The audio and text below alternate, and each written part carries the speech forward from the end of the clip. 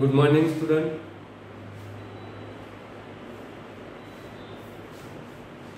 मागच्या तासाला आपण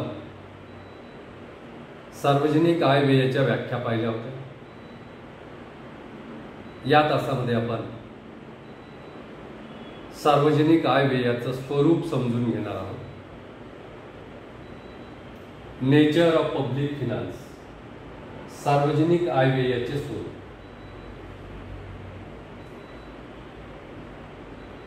आता एखाद्या शास्त्राचं स्वरूप समजून घेत असताना आपण शास्त्राचं स्वरूप म्हणजे काय हे सुरुवातीला समजून घेऊ. शास्त्राचं स्वरूप म्हणजे काय हे जर आपण लक्षात घेतलं तर आपल्याला सार्वजनिक आय व्ययाचे स्वरूप लक्षात घेणं सोपं होईल. म्हणून सुरुवातीला शास्त्राचं स्वरूप म्हणजे काय हे मी दोन प्रकारे तुम्हाला सांगण्याचा प्रयत्न करतो. दोन वेगवेगळ्या वाक्यांमध्ये सांगण्याचा प्रयत्न करतो. त्यामधून आपल्याला एखाद्या शास्त्राचं स्वरूप म्हणजे काय ते लक्षात येईल. तर शास्त्राचे स्वरूप म्हणजे काय? शास्त्राची विशेषता म्हणजे शास्त्राचे स्वरूप. पहिल्या वाक्यात, एका वाक्यात शास्त्राची विशेषता म्हणजे त्या शास्त्राचे स्वरूप होय. म्हणजे एखाद्या शास्त्राची जी विशेषता असते तर ती विशेषता म्हणजे त्या शास्त्राचं स्वरूप असते. आता दुसऱ्या वाक्यात जर सांगायचं झालं, दुसऱ्या प्रकारे दुसऱ्या शब्दात जर सांगायचं झालं तर एखाद्या शास्त्रातील संपूर्ण घटक व त्या घटकातील क्रिया म्हणजे त्या शास्त्राचे स्वरूप. एखाद्या शास्त्रातील संपूर्ण घटक, जे काही घटक असतील त्या शास्त्राचे, त्या शास्त्राशी संबंधित त्या शास्त्रातले जे काही घटक असतील ते घटक व त्या घटकातील ज्या क्रिया आहेत, त्या घटकातील ज्या आंतरक्रिया आहेत त्या म्हणजे त्या शास्त्राचे स्वरूप. तर थोडक्यात पहा, शास्त्राचे स्वरूप म्हणजे काय? त्या शास्त्राची विशेषता म्हणजे त्या शास्त्राचं स्वरूप होय. किंवा दुसऱ्या शब्दात, एखाद्या शास्त्रातील संपूर्ण घटक व त्या घटकातील संपूर्ण क्रिया म्हणजे त्या शास्त्राचं स्वरूप होय. आता आपण सार्वजनिक आय व्ययाचं स्वरूप पाहू. कारण आता एखाद्या शास्त्राचं स्वरूप म्हणजे काय हे आपल्या लक्षात आलं. त्या शास्त्राची विशेषता किंवा त्या शास्त्रातील संपूर्ण घटक व त्या संपूर्ण घटकातील क्रिया म्हणजे त्या ठिकाणी त्या शास्त्राचे स्वरूप होय. आता सार्वजनिक आय व्ययाचं स्वरूप म्हणजे काय पाहूया. Nature of public finance. तर सार्वजनिक आय व्ययाच्या स्वरूपामध्ये किंवा सार्वजनिक आय व्ययामध्ये, सार्वजनिक आय व्ययाच्या स्वरूपामध्ये सरकारच्या उत्पन्न व खर्च, उत्पन्न मिळविण्याच्या व खर्च करण्याच्या पद्धतींचा अभ्यास केला. सार्वजनिक आय व्ययाचं स्वरूप पाहताना आपल्याला हे लक्षात घ्यावं लागतं की सार्वजनिक आय व्यय म्हणजे सरकारचं उत्पन्न व सरकारचा खर्च. आणि सार्वजनिक आय व्ययाचं स्वरूप लक्षात घेताना आपल्याला सरकारच्या उत्पन्न मिळविण्याच्या पद्धती आणि सरकारच्या खर्च करण्याच्या पद्धती आपल्याला लक्षात घ्याव्या लागतात. तर यामध्ये त्या ठिकाणी एखाद्या व्यक्तीला सरकारचं जे उत्पन्न मिळवलं जातं आणि सरकार जो खर्च करतो त्यामध्ये त्या ठिकाणी सरकारला मेळ घालावा लागतो. एखाद्या व्यक्तीप्रमाणेच व्यक्ती काय करतो, त्याचं उत्पन्न खर्च करतो आणि त्याच्या गरजा भागवण्याचा प्रयत्न करतो आणि त्यामधून त्याला महत्तम समाधान मिळवायचं. मग हे करीत असताना व्यक्ती त्या ठिकाणी आपल्या गरजा भागविण्यासाठी आपलं उत्पन्न खर्च करतो आणि आपल्या उत्पन्न आणि खर्चामध्ये मेळ घालण्याचा प्रयत्न करतो। अगदी त्याचप्रमाणे सरकार सुद्धा सरकारच्या उत्पन्न आणि खर्चामध्ये मेळ घालण्याचा प्रयत्न करतो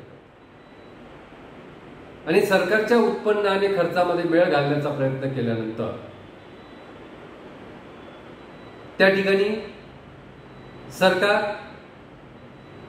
सरकारला समाजाच्या गरजा पूर्ण करायच्या असतात।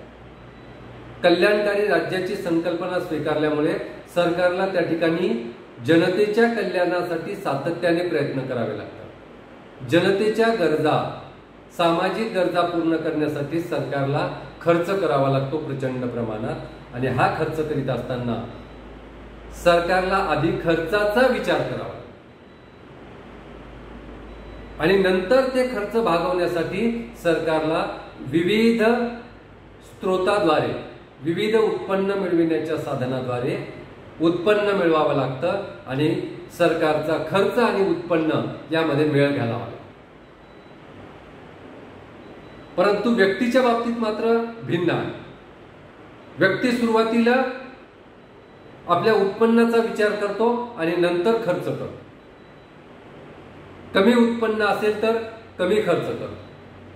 अशा पद्धतीने व्यक्ती आपल्या उत्पन्न आणि खर्चामध्ये मेळ घालण्याचा प्रयत्न करतो। परंतु सरकार मात्र आधी खर्चाचा विचार करतो, कारण समाजाच्या हिताच्या अनेक गरजा सरकारला पूर्ण कराव्या लागतात आणि ह्या गरजा पूर्ण करीत असताना सरकारला त्या ठिकाणी खर्च मोठ्या प्रमाणावर करावा लागतो, विविध बाबीवर खर्च करावा लागतो आणि त्यानंतर तो खर्च भरून काढण्यासाठी उत्पन्नाचा विचार करावा लागतो। म्हणजे पहा, व्यक्तीला उत्पन्न लक्षात घेऊन खर्च करावा लागतो आणि सरकारला खर्च लक्षात घेऊन उत्पन्न मिळवावं लागतं। म्हणजेच याचा अर्थ व्यक्तीच्या महत्तम समाधान प्राप्त करण्याच्या प्रक्रियेमध्ये आधी उत्पन्नाचा विचार केला जातो, नंतर खर्चाचा विचार केला जातो आणि सरकारला मात्र महत्तम समाधान प्राप्त करण्यासाठी अगोदर सामाजिक खर्चाचा विचार करावा लागतो आणि त्यानंतर ते खर्च करण्यासाठी उत्पन्नाचा विचार करावा लागतो। म्हणजे व्यक्ती आणि सरकारच्या उत्पन्न आणि खर्चामध्ये मेळ घालत असताना, समन्वय साधत असताना त्या ठिकाणी एकदम उलट परिस्थिती असते। अशा प्रकारे सरकारला त्या ठिकाणी त्यांच्या उत्पन्न आणि खर्चामध्ये मेळ घालताना त्या ठिकाणी अगोदर खर्चाचा विचार करावा लागतो, नंतर उत्पन्नाचा विचार करावा लागतो आणि सरकारच्या जबाबदाऱ्या दिवसेंदिवस वाढत आहेत आणि ह्या जबाबदाऱ्या दिवसेंदिवस वाढत असल्यामुळं त्या ठिकाणी जबाबदाऱ्याच्या तुलनेमध्ये सरकारला उत्पन्न मात्र जास्त मिळत नाही। सरकारच्या जबाबदाऱ्या दिवसेंदिवस वाढत आहेत, परंतु जबाबदाऱ्या जेवढ्या वाढतात त्या प्रमाणात सरकारचं उत्पन्न वाढत नाही आणि सरकारचं उत्पन्न वाढत नसल्यामुळे सरकारला त्या ठिकाणी सरकारच्या खर्चामध्ये आणि उत्पन्नामध्ये मेळ घालताना फार मोठे प्रयत्न करावे लागतात। मग अशा वेळेस त्या ठिकाणी सरकारला त्यांच्या वाढत्या जबाबदाऱ्या पूर्ण करताना जी उपलब्ध उत्पन्नाची साधनं आहेत त्या साधनांचाच त्या ठिकाणी योग्य वापर करावा लागतो आणि योग्य वापर करून सरकारच्या ज्या वाढत्या जबाबदाऱ्या आहेत त्या जबाबदाऱ्या सरकारला पूर्ण करण्याचा प्रयत्न करावा लागतो। आणि कधी कधी सरकारला जर त्यांच्या उत्पन्नातून त्यांचा खर्च भरून निघत नसेल, उत्पन्नाची साधनं वाढत नसतील, सरकारचं उत्पन्न वाढत नसेल, तर जबाबदाऱ्या पूर्ण करण्यासाठी सरकारला त्या ठिकाणी तुटीचं अर्थप्रबंधन करावं लागतं, तुटीचा अर्थभरणा करावा लागतो. आणि म्हणून आधुनिक काळामध्ये सार्वजनिक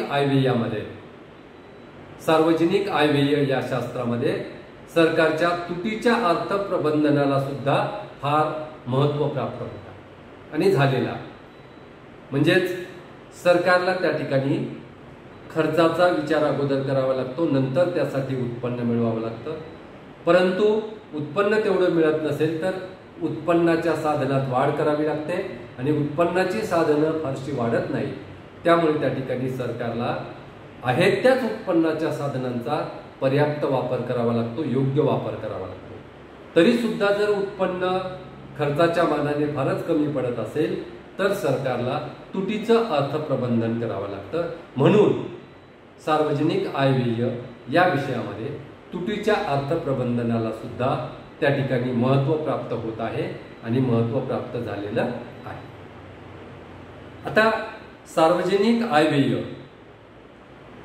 हे जे शास्त्र आहे हे त्या ठिकाणी सर्वव्यापी शास्त्र आहे.